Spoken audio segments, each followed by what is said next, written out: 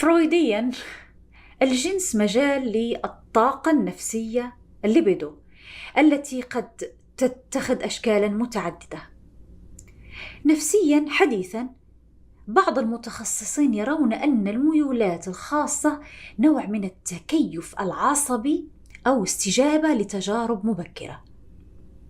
أما فلسفيا، السؤال الدائم هو: هل مجرد وجود الميول في الطبيعة يجعلها طبيعية أخلاقيا؟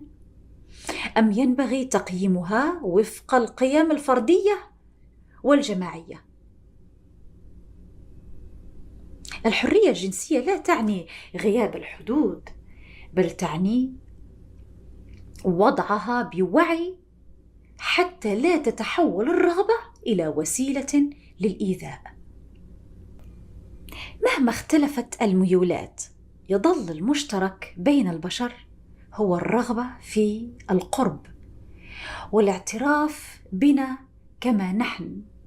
لكن عندما تتحول الميولات إلى أداة للإخضاع أو الإيذاء، تفقد بعدها الإنساني. أما في إطار الوعي ورضا متبادل، فهي تعبير عن ثراء التجربة الإنسانية وتنوعها.